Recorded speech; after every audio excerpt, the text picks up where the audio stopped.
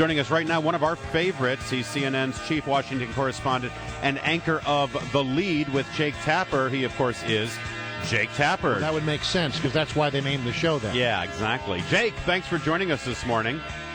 It's my pleasure. Thanks for having me. I got to say, first, I want to congratulate you on the first few months of The Lead. I'm sure you can imagine what show prep must be like for a morning show like what Brian and I do.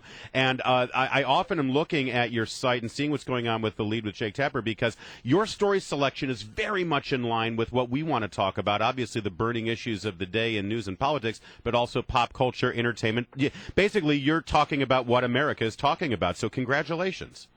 Thank you very much. And what I do is at 4 p.m., so I can't imagine speeding it up, 10 hours or whatever into the schedule that you guys have. No, thanks for that. Yeah, I want to let's talk about Benghazi, because we have talked about Benghazi quite a bit on the show. And in fact, what you broke about a week and a half ago with regard to what was happening on the ground that night, the revelation that there were over 20 CIA operatives that night, that sort of then became content for our show when we asked Joe DeGeneva about it on Monday, and he revealed that his sources tell him that there could be up to 400 missing surface-to-air missiles, and part of the concern of the administration in the investigation after Benghazi had to do with grave concern over those missiles. Does your reporting point to the same kind of conclusions?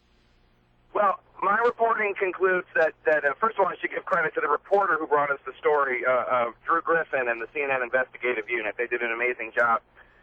They were talking about the CIA. Now, I know that the State Department was also on the ground there doing their efforts to recover all the weapons, the man-pads, and other surface-to-air missiles in the area, so that they wouldn't be used by the bad guys, for want of a better term. Right now, obviously, they have not been able to control all the weapons that were missing in that period and in that time. I don't have the same information that Mr. DeGeneva does, but we're going to continue to investigate it. As you know, on Monday, or rather Tuesday, we interviewed Nakula, the filmmaker who did the original Innocence of Muslims video that the administration blamed for the attacks on Benghazi erroneously. He just got out of prison. He's in a halfway house, and we talked to him as well about his experiences. And what were those experiences? Well, he said he survived prison okay. It was not his first time in prison. As you know, he had a bank fraud situation, and then those were the terms of the parole. That was for that crime that he was accused of violating the terms of his parole and sent back to prison after this video incident, even though there was no evidence that the attacks in Benghazi had anything to do with his film. Obviously, his film did create an uproar in other parts of the Muslim world. He said he doesn't blame President Obama. He said he blames members of the Obama administration. He thought that they behaved irresponsibly. He just couldn't believe it. He said he was shocked when he heard that his movie was being blamed for the attacks in Benghazi, and he just couldn't believe it. All right. So as you look at the situation in Egypt, what conclusions you're drawing about the strife there? We're now hearing more than 500 people died yesterday. A number of them, about 83 of them, were police officers. Very ugly, bloody situation on the ground in Egypt right now.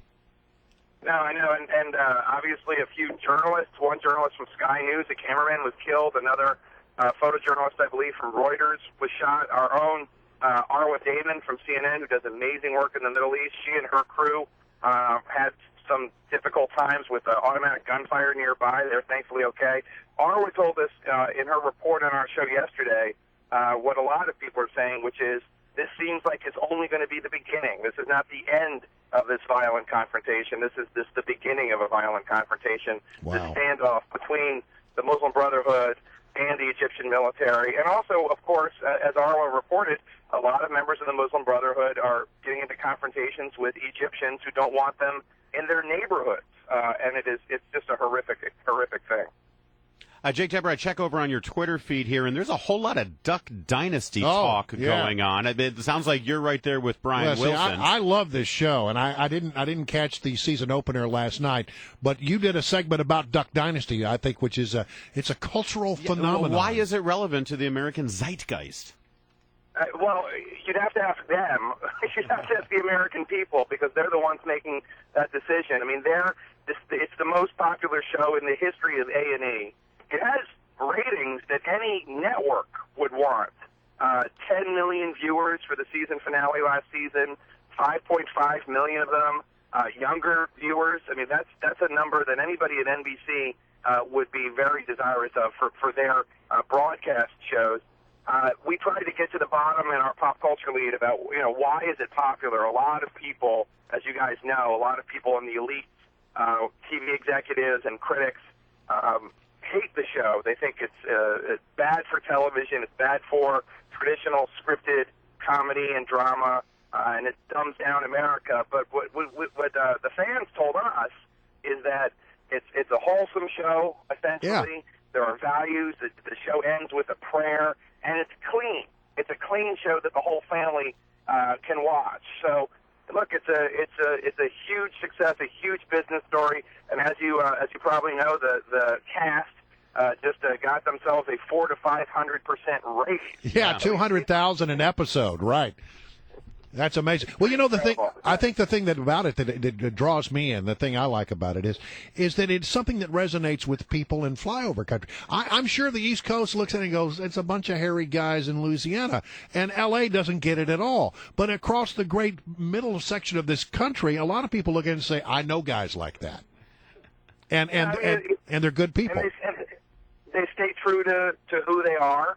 I mean, if you can believe the show. I mean, obviously in reality TV these days, a lot of it's scripted anyway, even if they call it reality. But they stay true to who they are with their lifestyle, their beards. They still live in Monroe, and I think obviously a lot of people like it. Now you can argue: are they spoofing themselves? Are they doing this? Are they making fun of flyover country for the sake of people not in flyover country? There's maybe a degree of that as well. But I agree with you. It's a fun show. I met with Willie Robinson at the White House Correspondents' Dinner a few months ago, and he was a gentleman and a very nice guy. All right. Well, listen. A&E, the channel who does Duck Dynasty, they have an app called the Duck Dynasty Beard Booth app, where you can put the Duck Dynasty beard on any picture. Did you do this to yourself, Jake Tapper, or did someone do this for you? You look good like this. My staff does do things to me. Yeah, we're going to put this up at the WMAL webpage. Put a Duck Dynasty beard on me. It's I guess the more of my face that's covered, the better. Anyway. Not at all. Well, if any of you want to see our friend Jake Tapper there in all his Duck Dynasty glory, go to the WMAL Facebook page, and you'll be able to see it, or to WMAL.com. Jake Tapper, thanks again for joining us from the lead with Jake Tapper on CNN. And also, by the way, author of The Outpost, an absolutely riveting book about Afghanistan. Has the Hollywood studio been smart enough to pick this up yet, Jake? Well, I've been talking to one screenwriter, and we're talking about it. But more importantly, another guy from the book, another guy from this big battle of Combat Outpost Keating, is going to receive the Medal of Honor. Sergeant Ty Carter later this month. President Obama will give him the Medal of Honor. That's two guys from this one battle. The first time that has happened, the two living service members are being awarded the Medal of Honor for the same battle since 1967.